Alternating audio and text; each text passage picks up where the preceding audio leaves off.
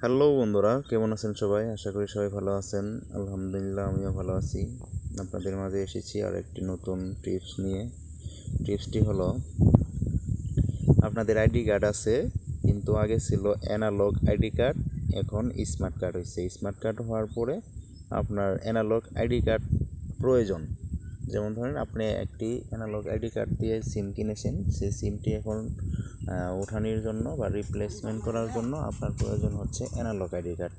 কিন্তু এখন analogue ID কার্ডের নাম্বারটা আপনার কাছে নাই। সেই ক্ষেত্রে করণীয়টা কী? সেক্ষেত্রে আপনার কাছে যে স্মার্ট কার্ডটি রয়েছে, সেই স্মার্ট কার্ডের মাধ্যমে আপনি অ্যানালগ আইডি কার্ডের নাম্বারটি বের করতে পারবেন। সেই অ্যানালগ আইডি কার্ডের নাম্বারটি বের করার জন্য আপনাকে একটি ছোট্ট অ্যাপস ডাউনলোড করে নিতে হবে। অ্যাপসটি হলো, আপনার প্রথমে প্লে স্টোরে ঢুকবেন। প্লে স্টোরে গিয়ে সার্চ বারে গিয়ে সার্চ করবেন, আমার সার্চ করা আছে বারকোড স্ক্যানার। এই অ্যাপসটি ইনস্টল করে নেবেন। আমার এখানে ইনস্টল করা আছে।